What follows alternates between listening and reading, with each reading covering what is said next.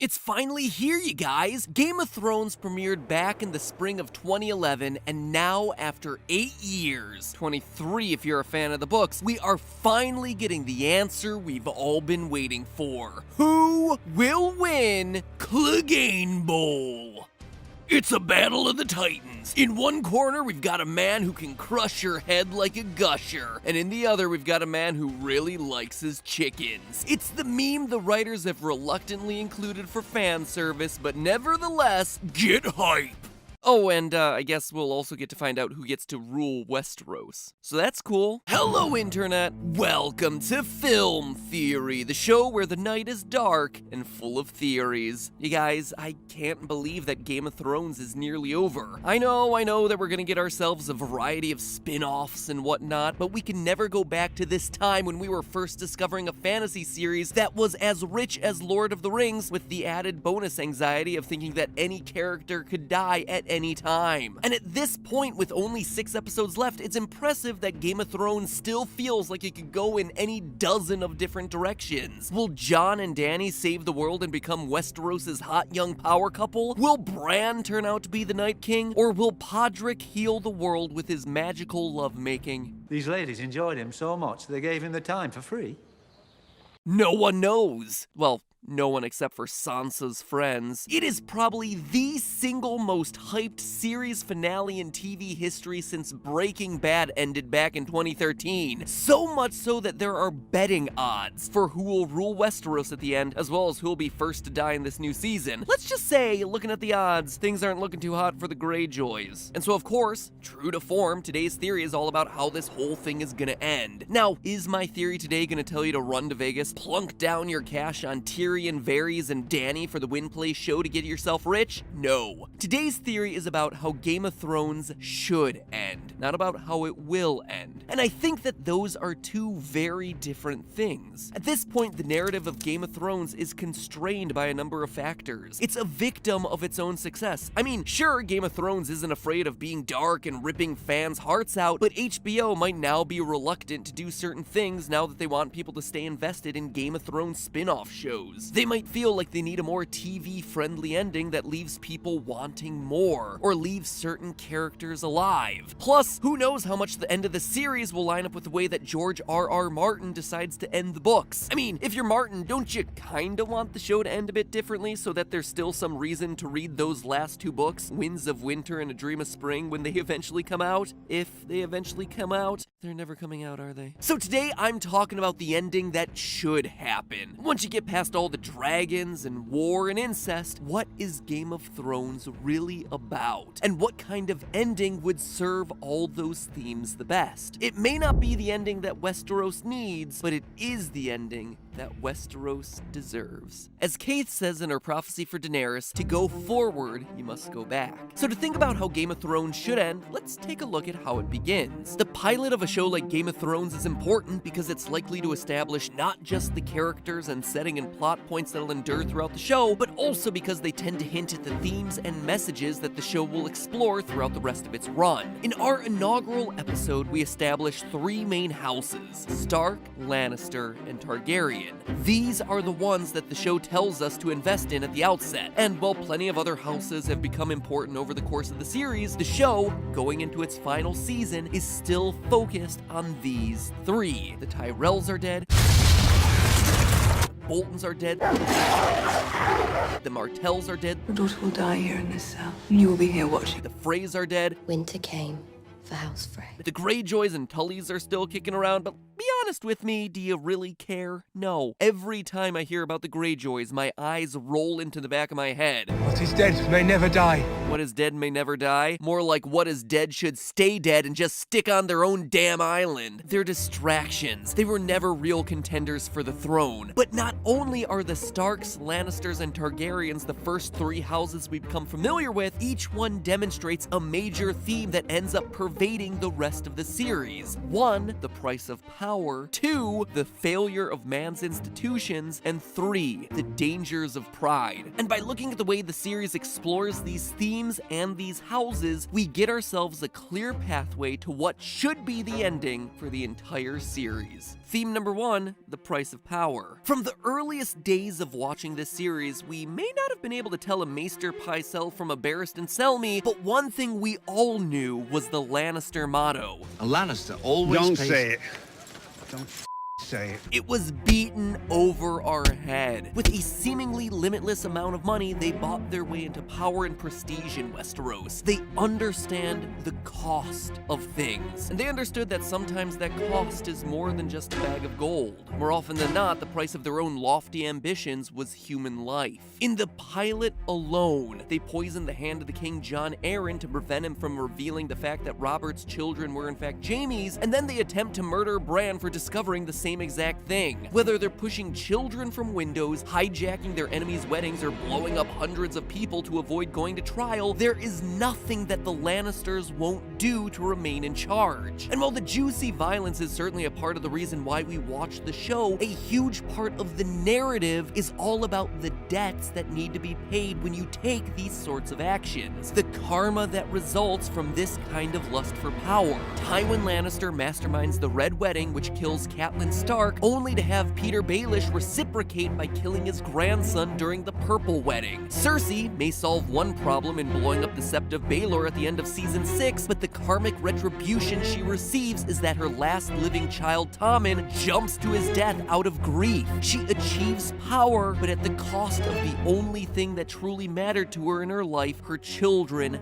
dying off. The Lannisters do indeed pay their debts. And while it's most obvious with the Lannisters, the price of power is something that pervades every element of this series. Stannis is so consumed by his desire to be king that he's willing to murder his brother Renly and burn his daughter Shireen. He still loses and dies. Daenerys' older brother Viserys arranges to have his sister married off to a bloodthirsty warlord just so he can retake the crown. And in the end, Viserys gets his crown, just not the way he intended. Even the more honorable quests for power come with a huge price tag. Few would argue that Jon Snow didn't hold the moral high ground against Ramsay Bolton during the Battle of the Bastards, but the show makes sure that we see that even justified conquest is awful. Jon Snow doesn't want thousands of people to die, offering Ramsay a one-on-one duel instead, but when Ramsay refuses, everyone on that battlefield ends up dying anyway. So much so that Jon almost suffocates to death under a giant pile of corpses. And then you got Daenerys, who genuinely has progressive ideas about abolishing slavery and demolishing class divisions. But for someone who talks about leaving the world a better place than she found it, she sure does love burning people alive. The moral here is that everyone,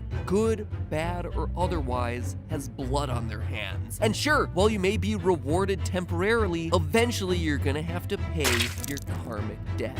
Theme number 2, the failure of institutions. The thirst for power is a big element to Game of Thrones, to be sure, but in reality, it's just a symptom of institutions that humans have put into place for themselves. Part of the reason Daenerys wants to break the wheel in the first place is because the rules about how people are governed are unjust and lead to abuse. The system of royal succession, for example, not only leads to infighting, but also gives rise to rulers who have no business ruling. Joffrey? He cared more about torturing people with crossbows than he did about ruling. Tommen? He was around 13 when he took the throne. Heck, even King Baratheon. I mean, sure, he was older and not a homicidal sociopath, but he readily admits that he was a warrior rather than a ruler. Lord Eddard Stark, I would name you the Hand of the King. I'm not trying to honor you.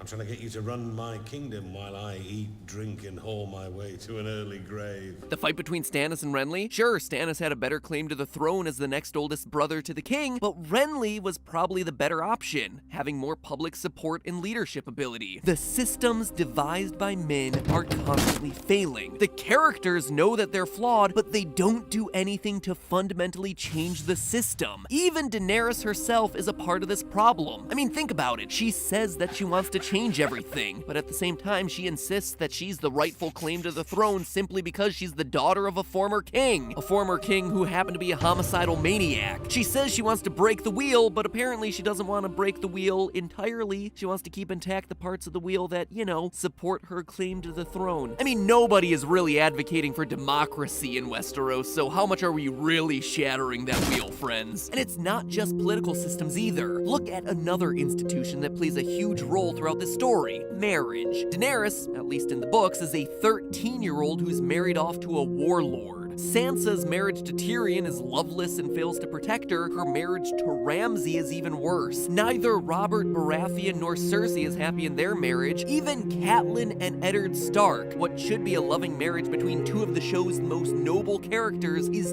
tainted by her mistaken belief that he cheated on her, leading to the birth of Jon Snow and her lifelong resentment of him. The only truly positive, love-filled marriage that we see on screen is with Robb Stark, and that didn't turn out too well either. So if government and marriage aren't working too well in Westeros, then how about religion? No again, according to Georgie Martin. Sure, the Lord of Light may be able to raise people from the dead and give birth to shadow babies, but he also requires human sacrifices in exchange for winning battles that, whoops, you end up losing anyway. Then there's the entirety of seasons 5 and 6 when Tommen yields too much power to the High Sparrow. It is one of the longest and, in my opinion, most frustrating plot lines in the series because it feels like filler that just slogs on for way too long. But when you actually stop and look at the themes of the entire story of Game of Thrones, the purpose actually becomes clear. It's to show that no one, no institution is truly good, no matter how pious or noble the intentions might at first seem, which is exactly why the Starks are so important in this story. Eddard Stark was a man defined by his belief of the inherent good of human institutions, and it gets him killed.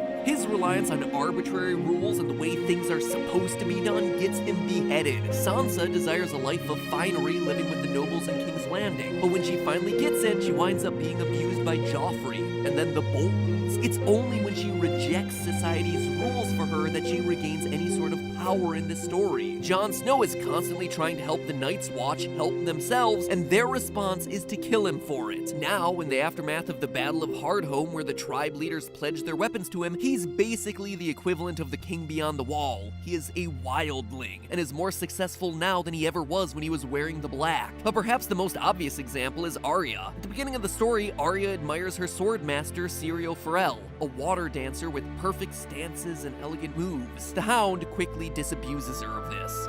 Who taught you that shite? The greatest swordsman who ever lived. All right, you have a sword. I see what he taught you. Your friend's dead. Meryn Trant's not. There's Trant Tadama. And a big sword. She then moves on to overturn the organization of the Faceless Men to become a merciless assassin, following her own rules and taking on any identity she chooses. And in the process, she literally has to reject her identity as a Stark.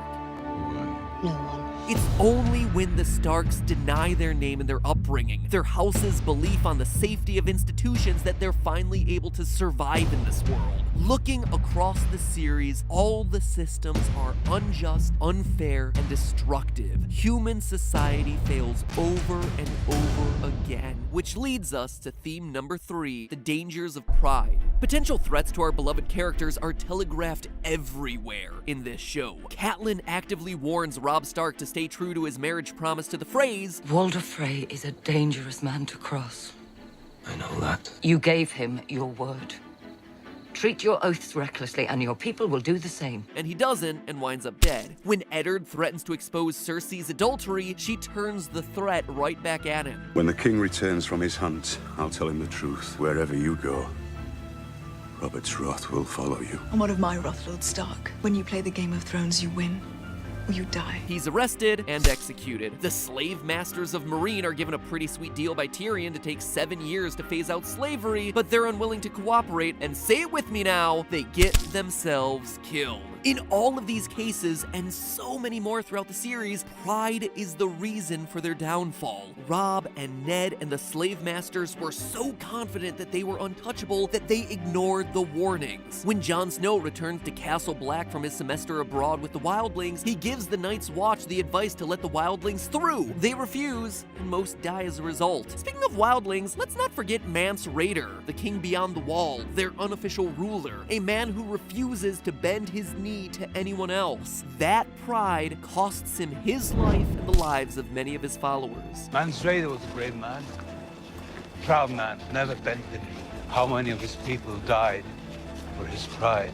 Pride gets people killed. It gets them to not cooperate. It gets them to not listen to each other. It gets them to ignore the warning signs, and by the time they realize the danger, it's too late to do anything about it. Nowhere is this better exemplified than the last of our three houses, the Targaryens. Viserys' time on the show was short-lived, but it was filled with misplaced pride. I am a Khaleesi of the Dothraki. The next time you raise a hand to me will be the last time you have hands. And the would-be Dragon King ignores the warnings and earns himself his long-overdue golden crown. Dany is equally prideful, though, and pays for it dearly on multiple occasions. It's actually the entire point of another of my less-than-favorite plot lines, Meereen. In Meereen, she struggles against her pride constantly as she tries to rule over Slaver's Bay. On one hand, her treatment of the Masters wins her no favors. I've ordered Dario to execute every master in Yunkai. Herding the masters into pens and slaughtering them by the thousands is also treating men like beasts. But there's good and evil on both sides in every war. Slavery is real. I will end those behind it. But at the same time, she loses the popular vote when she decides to publicly execute her advisor.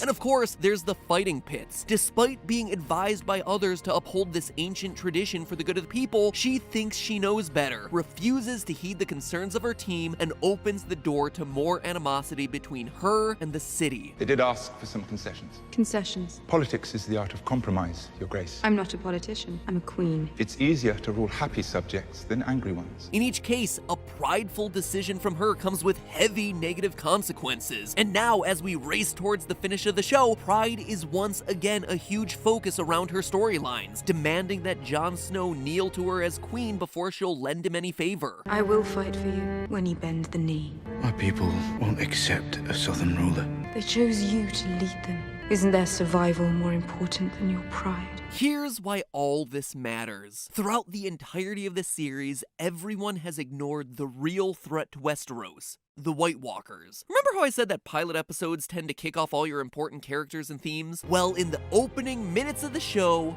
what are we shown? Not any of the houses, not King's Landing, heck, not even characters that live through the opening moments. No, we are shown the danger of the White Walkers as they butcher a scouting party. Even before that iconic theme music plays for the first time, it is the White Walkers that are getting top billing. Later on that same episode, we see Ned make his first crucial decision of the series, and by extension, his first crucial mistake of the series. He has to choose what to do with the deserter who escaped the White Walker attack with his life. Ned, being a man of rules and institutions, decides to behead him, despite the boy's warnings of the White Walker threat. No, I broke my oath. I saw what I saw. I saw the White Walkers. People need to know. Is it true? Saw the White Walkers? The White Walkers have been gone for thousands of years. And from that point forward, everyone just ignores the ice zombie threat. Shortly after Eddard's beheaded, Alistair Thorne is sent to King's Landing with a zombie hand to show off, and no one cares. The Night's Watch, meanwhile, is sending out dozens of messages to all the houses asking for help, and all of the messages get ignored for months. Samwell Tarly tells the Maesters in the Citadel that he has actually seen these things and that the threat is real, and they choose to just sit on their hands. Winter was coming and still coming, and took a really long time to get there, but no one cared. No one prepared. They fought petty little battles against each other, sacrificing thousands of lives just to decide who got to sit on a really uncomfortable looking chair, and now the karmic debt is coming due. In the final hours, Cersei sees an undead white point blank, and her pride prevents her from partnering with rivals to the throne. In return, the king in the north will extend this truce. He will remain in the north where he belongs. I cannot give you what you ask. I cannot serve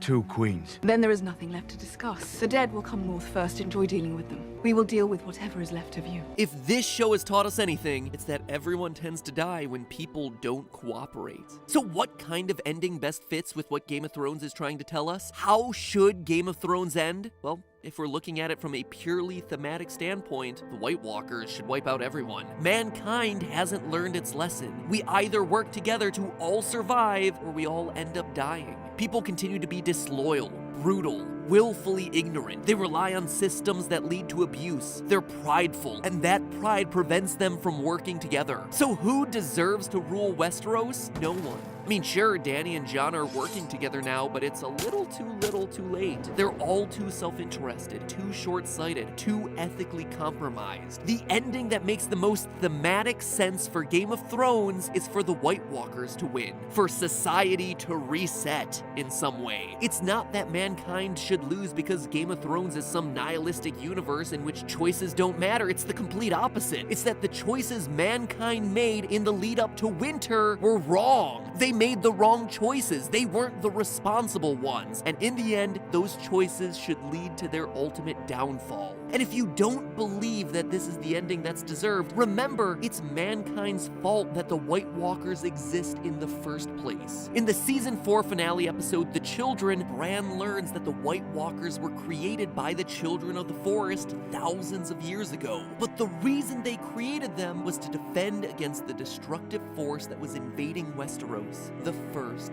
men. Men landed in Westeros and immediately began slaughtering the indigenous races. In this way, the fall of Westeros is as much karma as it is anything else. There would be a karmic debt to pay for mankind's brutality, for their unjust systems to be wiped out, for their inability to cooperate leading to their demise at the hands of a unified singular White Walker force that wouldn't exist if it wasn't for them. One that the show's creators decided to show us before we met any other characters in this series. What makes the most sense is for winter to come for all mankind. Will my prediction come true? Well, it's hard to spin off a series when everyone's dead, so probably not, but you gotta admit, that would be one really memorable way to end a series. But hey, that's just a theory. A film theory. And cut.